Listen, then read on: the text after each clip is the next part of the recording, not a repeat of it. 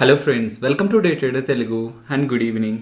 Sensex 362 points gain అయ్యి 38,025 దగ్గర close అయితే నిఫ్టీ 98 పాయింట్స్ గెయిన్ అయ్యి 11,200 దగ్గర క్లోజ్ అవడం జరిగింది. అండ్ ఈ రోజు వీడియోలో ఆర్బీఐ గవర్నర్ గారు ఈ రోజు చేసిన కీలక వ్యాఖ్యల గురించి అయితే మాట్లాడుకుందాం. మోస్ట్లీ ఇంట్రెస్ట్ రేట్ల గురించే మాట్లాడుతుంటారు, రెపో రేట్ అని, రివర్స్ రెపో రేట్ అని, వాటి గురించే మాట్లాడుతుంటారు. కాకపోతే ఈ రోజు ఆర్బీఐ ఇంకొన్ని కీలక వ్యాఖ్యలు అయితే చేయడం జరిగింది ఫ్రెండ్స్. సో గోల్డ్ లోన్స్ రిలేటెడ్గా, గోల్డ్ లోన్స్ ప్రొవైడ్ చేసిన ఎన్బిఎఫ్సిస్ ఆర్ బ్యాంక్స్ రిలేటెడ్గా, అండ్ అలాగే వన్ టైమ్ లోన్ రీస్ట్రక్చరింగ్ అనే పేరుతో ఒక బిగ్ చేంజ్ అయితే ఆర్బీఐ తీసుకురావాలని ప్రయత్నిస్తుంది. దీంతో బ్యాంక్స్ కానివ్వండి, కంపెనీస్ కానివ్వండి ఎలా ఇంపాక్ట్ అవుతాయి అనేది కూడా మాట్లాడుకుందాం. దాంతో పాటు ఇంకొన్ని అప్డేట్స్ కూడా చేయడం జరిగింది ఫ్రెండ్స్. వీటన్నిటి గురించి ఇప్పుడు మనం డీటెయిల్ గా మాట్లాడుకుందాం. ఫస్ట్ కొన్ని రిజల్ట్స్ ఉన్నాయి, అవి క్విక్ గా మాట్లాడేసుకొని దాని తర్వాత ఆర్బీఐ టాపిక్ దగ్గరికి అయితే వెళ్దాం. వడాఫోన్ ఐడియా వాళ్ళు అయితే వాళ్ళ రిజల్ట్స్ అయితే అనౌన్స్ చేయడం జరిగింది ఫ్రెండ్స్. ఈ క్వార్టర్ లో వడాఫోన్ ఐడియా వాళ్ళు 25,460 crores లాస్ గా అయితే వాళ్ళు పోస్ట్ చేయడం జరిగింది అనమాట. ఎయిర్టెల్ కానివ్వండి, వడాఫోన్ ఐడియా కానివ్వండి, కమింగ్ క్వార్టర్స్ లో కూడా వాళ్ళ రిజల్ట్స్ లో మోస్ట్లీ మనకి పెద్ద పెద్ద లాస్ అయితే కనిపిస్తూ ఉంటుంది. కాకపోతే ఇది కాదు మనం గమనించాల్సింది, ఏ టెలికాం ప్లేయర్ నైనా మీరు అనాలిసిస్ చేస్తున్నప్పుడు రిజల్ట్స్ కంటే కూడా సబ్స్క్రైబర్ బేస్ రీసెంట్ టైమ్స్ లో ఎలా మారింది, అండ్ వాళ్ళ సబ్స్క్రైబర్స్ దగ్గర నుంచి యావరేజ్ గా వాళ్ళు ఎంత సంపాదించుకుంటున్నారు, యావరేజ్ రెవెన్యూ పర్ యూజర్ ఆర్పు ఎలాగుంది. సో ఇప్పుడు వీళ్ళు పోస్ట్ చేసింది Q1 FY21 అనమాట. సో ఎగ్జాక్ట్ గా 1 year బ్యాక్ మీరు వడాఫోన్ ఐడియాలో ఉన్న సబ్స్క్రైబర్ బేస్ ని గమనిస్తే 320 million ఫ్రెండ్స్, అంటే 32 crores 1 year బ్యాక్ ఉన్నారు. కాకపోతే ఇప్పుడు 27 crores అయితే వాళ్ళ సబ్స్క్రైబర్ బేస్ అయితే డౌన్ అవడం జరిగింది. వడాఫోన్ ఐడియా వాళ్ళు వాళ్ళ యూజర్స్ దగ్గర నుంచి యావరేజ్ గా 121 రూపీస్ సంపాదించుకుంటూ ఉంటే, ఈ క్వార్టర్ లో వాళ్ళు అప్డేట్ చేసిన డేటా ప్రకారం ప్రెసెంట్ వాళ్ళు కేవలం 114 రూపీస్ మాత్రమే వాళ్ళ యూజర్స్ దగ్గర నుంచి యావరేజ్ గా సంపాదించుకుంటున్నారు. సో ఇది వడాఫోన్ ఐడియా పరిస్థితి. ఎయిర్టెల్ వాళ్ళైతే 157 రూపీస్ యావరేజ్ గా వాళ్ళ కస్టమర్స్ సబ్స్క్రైబర్స్ దగ్గర నుంచి సంపాదించుకుంటున్నారు. అండ్ జియో వాళ్ళైతే 140 రూపీస్ యావరేజ్ గా వాళ్ళ సబ్స్క్రైబర్స్ దగ్గర నుంచి అయితే రెవెన్యూ అయితే సంపాదించుకుంటున్నారు. నెక్స్ట్ దీపక్ నైట్రైట్ గురించి మాట్లాడుకోవాలి ఫ్రెండ్స్. మీకు ఐడియా ఉన్నట్లయితే దీపక్ నైట్రైట్ అలాగే దీపక్ ఫెర్టిలైజర్స్ గురించి నేను మన ఛానల్లో ఒకసారి డెడికేటెడ్ గా కవర్ చేశాను. ఆ పాయింట్ ఆఫ్ టైంలో నేను మీకు ఏమని చెప్పాను, దీపక్ నైట్రేట్ అలాగే దీపక్ ఫెర్టిలైజర్స్ వాళ్ళిద్దరూ కూడా శానిటైజర్స్ తయారు చేయడానికి ఏదైతే మనకు అవసరం అవుతుందో, ముడిసరుకు ఏదైతే అవసరం అవుతుందో ఐసోప్రొపైల్ ఆల్కహాల్, దాని తయారీలో ఉన్నారు. కాబట్టి కమింగ్ టైమ్స్ లో శానిటైజర్స్ కి డిమాండ్ పెరుగుతుంది. సో దట్ ఐసోప్రొపైల్ ఆల్కహాల్ తయారు చేస్తున్న వాళ్ళకి కూడా మంచి రెవెన్యూస్ వస్తాయి. సో వీటిని మనం ట్రాక్ చేయొచ్చు అని చెప్పి ఆ పాయింట్ ఆఫ్ టైం లో మనం వీడియోలో అయితే డిస్కస్ చేసాం. అండ్ ఆ పాయింట్ ఆఫ్ టైం నుంచి కూడా స్టాక్ లో కొంత మంచి ర్యాలీ అయితే కనిపించింది ఫ్రెండ్స్. కాకపోతే ఈ రోజు అయితే వీళ్ళు రిజల్ట్స్ అయితే పోస్ట్ చేయడం జరిగింది. సో స్ట్రాంగ్ నెంబర్స్ అయితే కాదు, revenues 19% year on year comparison లో ఫాలో అయ్యాయి, and profits 25% year on year comparison లో అయితే ఫాలో అయ్యాయి. సో రిజల్ట్స్ అయితే స్ట్రాంగ్ గా లేవు, కానీ వాళ్ళకి ఇంపార్టెంట్ అప్డేట్ ఈ రిజల్ట్స్ తో పాటు మనకు అందించడం జరిగింది. సో అప్డేట్ ని ఒకసారి గమనిద్దాం. సో నేను మీకు ఏమని చెప్పాను, వీళ్ళు శానిటైజర్స్ రిలేటెడ్ గా ఏదైతే ముడి సరుకు అవసరం అవుతుందో, ఐసోప్రొపైల్ ఆల్కహాల్ ఏదైతే అవసరం అవుతుందో దాన్ని వీళ్ళు తయారు చేస్తున్నారు అనమాట. ప్రెసెంట్ వీళ్ళు కేవలం 30,000 tons per annum isopropyl alcohol మాత్రమే తయారు చేస్తున్నారు. ఈ రోజు వాళ్ళు ఇచ్చిన అప్డేట్ ప్రకారం ఆ కెపాసిటీని ఎక్స్టెండ్ చేస్తున్నారని, 30,000 నుంచి 60,000 tons per annum కి వీళ్ళు పెంచుతున్నారని ఎలాగైతే అప్డేట్ చేయడం జరిగింది. సో ఫస్ట్ థింగ్ ఇంట్రెస్ట్ రేట్ల గురించి మాట్లాడుకుందాం ఫ్రెండ్స్. ఏ ఆర్బీఐ మీటింగ్ అవుట్కమ్ లో అయినా సరే మోస్ట్లీ మనకి ఇంట్రెస్ట్ రేట్ల గురించే ఫస్ట్ మాట్లాడుతూ ఉంటారు. అందులో రెపో రేట్ అని, రివర్స్ రెపో రేట్ అని రెండు ఉంటాయన్నమాట. సో మోస్ట్లీ ఛానల్ ఎప్పటి నుంచో ఫాలో అవుతున్న వాళ్ళకైతే రెపో రేట్ అంటే ఏంటి, రివర్స్ రెపో రేట్ అంటే ఏంటి అనేది ఐడియా ఉంటుంది. బట్ ఈ రీసెంట్ టైమ్స్ లో కొత్తగా ఫాలో అవుతున్న వాళ్ళకి చాలా సింపుల్ గా దీన్ని చెప్పే ప్రయత్నం చేస్తాను. మనకి డబ్బులు అవసరం అయితే మనం ఎలాగైతే బ్యాంక్స్ దగ్గరికి వెళ్ళి లోన్స్ తీసుకుంటామో, బ్యాంక్స్ కి డబ్బులు అవసరం అయితే ఆర్బీఐ దగ్గర నుంచి తీసుకుంటాయన్నమాట. అలా ఆర్బీఐ బ్యాంక్స్ కి డబ్బులు ఇస్తుంది కాబట్టి ఆ ఇస్తున్న డబ్బుల మీద వడ్డీ ఆర్బీఐ చార్జ్ చేస్తుంది. ఆ వడ్డీని రెపో రేట్ అంటాం ఫ్రెండ్స్. కాకపోతే ఎకానమీ ఎప్పుడైతే కొంత వీక్ అవుతుందో ఆ పాయింట్ ఆఫ్ టైంలో ఆర్బీఐ తను ఇస్తున్న డబ్బుల మీద వడ్డీని తగ్గించుకొని, కట్ చేసుకొని బ్యాంక్స్కి ఎక్కువగా డబ్బులు ఇచ్చే ప్రయత్నం చేస్తుంది.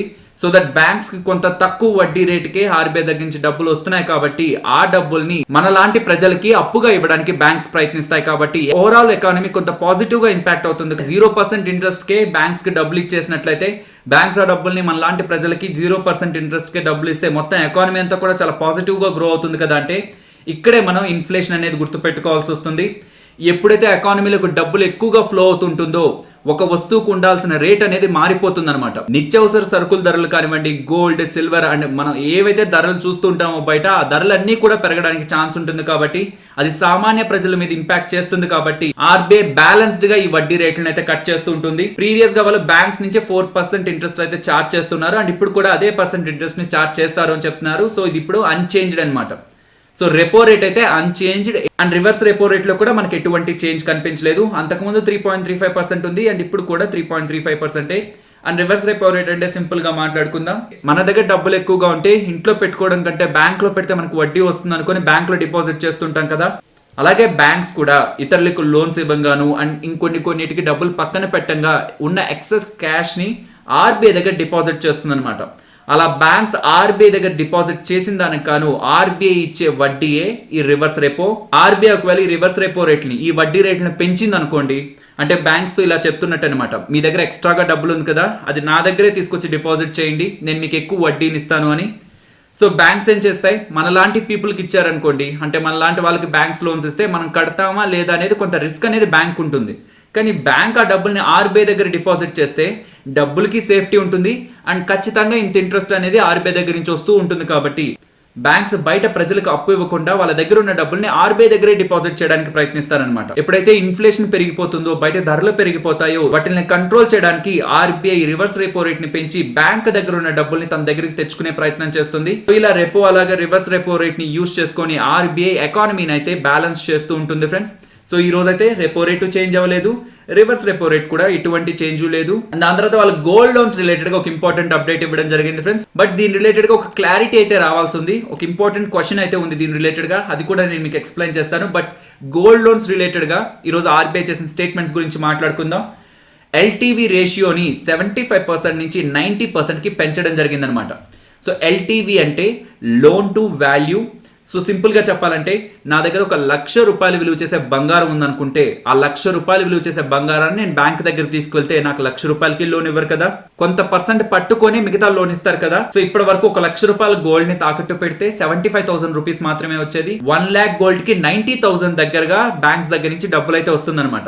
ఒక ఇంపార్టెంట్ క్వశ్చన్ మార్క్ ఉంది అని చెప్పాను కదా. సో ఆ ఇంపార్టెంట్ క్వశ్చన్ మార్క్ ఏంటంటే, ఇలా 75% నుంచి 90% కి పెంచారు అని చెప్తున్నారు కదా, ఇది బ్యాంక్స్ కా లేకపోతే ఎన్బిఎఫ్సిస్ కూడా అనే ఒక క్వశ్చన్ మార్క్ అయితే ఉంది ఫ్రెండ్స్. బికాస్ ఈ రోజు మీరు గమనించినట్లయితే ఆఫ్టర్నూన్ ఆ పాయింట్ ఆఫ్ టైమ్ లో ఇలా గోల్డ్ లోన్స్ రిలేటెడ్ గా ఎల్టీవీ రేషియోని 75 నుంచి 90% పెంచుతున్నారు అని అన్న వెంటనే మనపురం, ముతూట్ ఫైనాన్స్ ఇవి కూడా మనకి పెరిగాయి. కాకపోతే అలా పెరిగిన మనపురం అలాగే ముతూట్ ఫైనాన్స్ అక్కడి నుంచి మనకి కొంత డ్రాస్టిక్ గా ఫాలో అవడం జరిగింది అనమాట. సో ఇదే మెయిన్ రీజన్. సో గోల్డ్ తాకట్టు పెట్టుకొని ఇప్పటి వరకు ఇస్తున్న డబ్బుల కంటే ఎక్కువ డబ్బులు ఇవ్వండి అని మొదట అనౌన్స్ చేసినప్పుడు ఆ షేర్లు అయితే పెరిగాయి. కాకపోతే ఆర్బీఐ ఇచ్చిన స్టేట్మెంట్స్ ని కొంత కీన్ గా మనం అబ్జర్వ్ చేస్తే ఇది కేవలం బ్యాంక్స్ కనే లాగే మనకు అర్థమవుతుంది. సో దీని రిలేటెడ్ గా ఫర్దర్ క్లారిటీ అయితే ఆర్బీఐ దగ్గర నుంచి రావాల్సి ఉంది. కాకపోతే మనం గుర్తుంచుకోవాల్సింది, ఓవరాల్ గా ఇండియాలో ఎన్బిఎఫ్సి అలాగే బ్యాంక్స్ కంట్రోల్ చేస్తున్న గోల్డ్ లోన్స్ అయితే 35% అనమాట.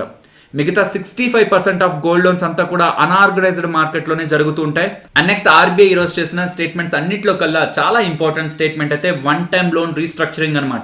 ఇది మీకు అర్థం అవ్వాలంటే ఈ బేసిక్ స్ట్రక్చర్ అనేది మీరు అర్థం చేసుకోవాల్సి ఉంటుంది. సో ఇది సింపుల్ గా ఆలోచించండి, ఏదైనా ఒక కంపెనీ కానివ్వండి లేకపోతే మీరైనా నేనైనా సరే బ్యాంక్ దగ్గరికి వెళ్ళి లోన్ తీసుకుంటే టైం టు టైం మనం ఏం కట్టాలి, వడ్డీ కట్టాలి. అండ్ కట్టాల్సిన టైం వచ్చేసరికి అసలు కూడా కట్టేస్తూ ఉండాలి. ఎవరైతే బ్యాంక్స్ దగ్గర నుంచి డబ్బులు తీసుకుంటారో వాళ్ళు కట్టాల్సిన వడ్డీ టైం టు టైం రీపే చేయకుండా 90 రోజుల వరకు కూడా డిలే చేస్తూ వెళ్ళినట్లయితే ఆ లోన్స్ ని బ్యాంక్స్ ఎన్పిఎల్ లో చూపించాలన్నమాట. నాన్ పర్ఫార్మింగ్ అసెట్ అంటే మేము ఇచ్చాము ఒకరికి డబ్బులు, కాకపోతే వాళ్ళు మాకు తిరిగి టైం టు టైం వడ్డీ కట్టట్లేదు కాబట్టి అవి మేము మొండి బకాయిల్లో చూపిస్తున్నాం. ఆ లోన్స్ అన్నిటిని ఎన్పిఎస్ లో చూపించాల్సి ఉంటుంది ఫ్రెండ్స్. ఓకే, అలా చూపించడం ద్వారా బ్యాంక్స్ కి నష్టం ఏంటి అంటే, ఎప్పుడైతే ఒక బ్యాంకుకు సంబంధించిన ఎన్పిఎస్ పెరిగిపోతూ ఉంటాయో ఆ ఎన్పిఎస్ రిలేటెడ్ గా బ్యాంక్ అనేది ప్రావిజనింగ్ చేయాల్సి వస్తుంటుంది, కొంత డబ్బుల్ని పక్కన పెడుతూ రావాల్సి వస్తుంది అనమాట. సో దానివల్ల బ్యాంక్ బ్యాలెన్స్ షీట్ అనేది ఇంపాక్ట్ అవుతుంది. ఎప్పుడైతే ఒక బ్యాంకుకు సంబంధించి మొండి బకాయిలు పెరిగిపోతూ ఉంటాయో ఆ బ్యాంక్ క్రెడిబిలిటీ కూడా దెబ్బతింటుంది. అండ్ ఓవరాల్ గా ఇది క్రెడిట్ రేటింగ్ ని ఇంపాక్ట్ చేస్తుంది అనమాట. రేటింగ్ ఏజెన్సీస్ రేటింగ్ ఇస్తూ ఉంటారు కదా, ఆ రేటింగ్ ను కూడా వాళ్ళు చాలా నెగిటివ్ గా ఇస్తూ ఉంటారు. కాబట్టి ఓవరాల్ గా ఫ్యాక్టర్స్ అన్ని కూడా బ్యాంక్ ఒక వీక్ జోన్ లోకి అయితే తీసుకువెళ్ళిపోతాయి. కంపెనీస్ కూడా డిసడ్వాంటేజ్ ఉంది ఫ్రెండ్స్. బ్యాంక్ దగ్గర నుంచి తీసుకున్న లోన్ టైం కి కట్టలేదు కాబట్టి ఆ కంపెనీ రిలేటెడ్ గా డిఫాల్ట్ స్టేటస్ అయితే క్రియేట్ అవుతుంది. సో దట్ ఆ కంపెనీకి ఇంకొక బ్యాంక్ ఆర్ ఫైనాన్షియల్ ఇన్స్టిట్యూషన్ దగ్గర నుంచి లోన్స్ రావడం అనేది కష్టమైపోతుంది అనమాట. వాళ్ళ అదర్ రూట్స్ నుంచి కూడా డబ్బుల్ని రైజ్ చేసే ఒక కెపాసిటీని కోల్పోతారు. స్టాక్ మార్కెట్ లో ఉన్న కంపెనీ గురించి మాట్లాడితే, ఏ కంపెనీ అయినా టైం కి రీపేమెంట్ చేయలేదు అని మార్కెట్ లో ఒక అప్డేట్ వచ్చిన వెంటనే అది షేర్ ప్రైస్ ని కూడా నెగిటివ్ గా ఇంపాక్ట్ చేస్తుంది. అండ్ అలా కట్టలేని కంపెనీస్ మీద banks insolvency bankruptcy code use చేసి ఆ కంపెనీకి సంబంధించిన ఆస్తుల్ని కూడా బ్యాంక్స్ అమ్మగలవు అనమాట. ఈ వైరస్, ఈ లాక్డౌన్ అండ్ ఈ సోషల్ డిస్టెన్సింగ్ నార్మ్స్ వల్ల కంపెనీలు ఒక బిజినెస్ లో అయితే డ్యామేజ్ అయ్యాయి కదా. సో కంపెనీ బిజినెస్ డ్యామేజ్ అయితే వాళ్ళు ఎక్కువగా రెవెన్యూస్ అండ్ అలాగే ప్రాఫిట్స్ ని సంపాదించుకోలేరు. కాబట్టి అలా వాళ్ళకి డబ్బులు తక్కువగా ఉంటే బ్యాంక్స్ కి వడ్డీ అసలు ఎలా కట్టగలుగుతారు, వాళ్ళు టైం టు టైం రీపేమెంట్ చేయకపోతే బ్యాంక్స్ కి ఎలాంటి నష్టం ఉంటుంది, కంపెనీకి ఎలాంటి నష్టం ఉంటుంది అనేది ఆల్రెడీ మనం మాట్లాడుకున్నాం. ఏ కంపెనీస్ అయితే ఈ లాక్డౌన్ అండ్ ఈ వైరస్ వల్ల ఇంపాక్ట్ అయ్యో వాటికి one time loan restructuring provide చేయాలనే ఒక ఉద్దేశంతో ఆర్బీఐ అయితే ఈ స్టెప్ అయితే తీసుకోవడం జరిగింది. అంటే అవి ఇంత టైం లోపల పే చేయాలని ఒక టైం ఉంటుంది కదా, ఆ టైం నైనా పెంచొచ్చు, ఇంట్రెస్ట్ అంటే వడ్డీనైనా కట్ చేయొచ్చు, లేకపోతే రీసెంట్ టైమ్స్ లో మానిటోరియం ప్రొవైడ్ చేసింది కదా ఆర్బీఐ, అలాంటి స్టెప్ కూడా బ్యాంక్స్ అయితే స్పెసిఫిక్ కంపెనీస్ రిలేటెడ్ గా బ్యాంక్స్ తమంతటగా తాము తీసుకోవచ్చు అనమాట. కాకపోతే ఇలాంటి స్టెప్ ఆర్బీఐ 2009 ఆ పాయింట్ ఆఫ్ టైంలో, ఫైనాన్షియల్ క్రైసిస్ ఆ పాయింట్ ఆఫ్ టైంలో తీసుకుంటే బ్యాంక్స్ కొంత దాన్ని మిస్యూజ్ చేసి వాళ్ళ బ్యాలెన్స్ షీట్ ని స్ట్రాంగ్ గా రిప్రజెంట్ చేయడం కోసం ఎప్పటి నుంచో కష్టాల్లో ఉన్న కంపెనీస్ ని కూడా వన్ టైం లోన్ రీస్ట్రక్చరింగ్ లోకి తీసుకొచ్చేసి మాకు ఎటువంటి మొండి బకాయిలు లేవని చూపించే ప్రయత్నం అయితే చేశారు. అది ఫైనాన్షియల్ సిస్టమ్ మీద ఇంపాక్ట్ చూపించింది కాబట్టి ఈసారి ఆర్బీఐ జాగ్రత్తగా ఎవరి బిజినెస్ లో అయితే ఈ వైరస్ కారణంగానే ఇంపాక్ట్ అయ్యాయో వాళ్ళకి మాత్రమే ఈ వన్ టైం లోన్ రీస్ట్రక్చరింగ్ అనేది ఉంటుంది. అండ్ దీని రిలేటెడ్ గా వీళ్ళు కమిటీని కూడా అనౌన్స్ చేయడం జరిగింది ఫ్రెండ్స్. ఆ కమిటీ కూడా కొన్ని టర్మ్స్ అండ్ కండిషన్స్ అయితే రూపొందిస్తుంది. నెక్స్ట్ నిఫ్టీ అలాగే bank Nifty support and resistance మాట్లాడుకుందాం ఫ్రెండ్స్. సపోర్ట్ 11,070 దగ్గర గమనిస్తున్నాను అండ్ రెసిస్టెన్స్ అయితే 11,260 దగ్గర అనమాట. సో ఇక్కడ మీరు గమనిస్తే సపోర్ట్ అనేది చాలా దూరంగా ఉంటుంది, రెసిస్టెన్స్ అనేది దగ్గరగా ఉంటుంది ఫ్రెండ్స్. బికాస్ ఈ లెవెల్ నుంచి రీసెంట్ టైమ్స్ లో టాప్ సైడ్ అయితే కొంత లిమిటెడ్ గానే కనిపిస్తుంది, బట్ డౌన్ సైడ్ అయితే కొంత ఎక్కువ స్పేస్ ఉంది కాబట్టి సో టాప్ సైడ్ కి వెళ్తున్నప్పుడు ప్రతి ఒక్క లెవెల్ ని క్రాస్ చేసిన తర్వాత మనకు ఒక కన్ఫర్మేషన్ వచ్చిన తర్వాత మనం లాంగ్ సైడ్ అయితే పొజిషన్స్ తీసుకోవాలి. రెసిస్టెన్స్ రిలేటెడ్ గా దగ్గరగా ఉన్న లెవెల్స్ ని గమనిస్తున్నాను. అండ్ బ్యాంక్ నిఫ్టీ రిలేటెడ్ గా సపోర్ట్ 20,860 అండ్ రెసిస్టెన్స్ 21,870. ఇఫ్ ఇది బ్రేక్ అయితే 22,080. నెక్స్ట్ నిఫ్టీ ఆప్షన్ చైన్ గురించి మాట్లాడుకుందాం. ఇప్పుడు మీరు చూస్తున్నది 13th August weekly expiry contract data. So present ఉన్న లెవెల్ నుంచి టాప్ సైడ్ కి మూవ్ అవుతుంది అనుకుంటే 11,300 అండ్ దాని తర్వాత 11,500 ఈ టూ లెవెల్స్ దగ్గరే మీకు హై ఓపెన్ ఇంట్రెస్ట్ అయితే క్రియేట్ అయింది ఫ్రెండ్స్. ప్రెసెంట్ ఉన్న లెవెల్స్ నుంచి మార్కెట్ డౌన్ సైడ్ కి వెళ్తుంది అనుకుంటే 11,100 అలాగే 11,000 ఈ టూ లెవెల్స్ లో కూడా మనకు ఓపెన్ ఇంట్రెస్ట్ అయితే కనిపిస్తుంది ఫ్రెండ్స్. కాకపోతే మంత్లీ ఎక్స్పైరీ కాంట్రాక్ట్ డేటాతో మీరు కంబైన్ చేసినప్పుడు 11,000 అనేది మనకి ఇంపార్టెంట్ సపోర్ట్ అయితే అవుతుంది. ఫైనలీ ఇది ఫ్రెండ్స్ మన వీడియో నచ్చిందా? సో నచ్చినట్టయితే లైక్ చేయండి ఫ్రెండ్స్. అండ్ ఈ వీడియో మన వాళ్ళకి యూజ్ అవుతుంది అనుకుంటే తప్పకుండా షేర్ చేయండి. అండ్ మన ఛానల్ని సబ్స్క్రైబ్ చేయనట్లయితే ఛానల్లో ఉన్న వీడియోస్ని చూడండి. ఇఫ్ ఆ వీడియోస్ మీకు నచ్చాయనుకుంటేనే ఛానల్ని సబ్స్క్రైబ్ చేసి పక్కనే వచ్చే బెల్ ఐకాన్ క్లిక్ చేయండి. మరొక ఇంట్రెస్టింగ్ వీడియోతో మళ్ళీ మీ ముందుకు వస్తాను. అంతవరకు టేక్ కేర్. జై హింద్.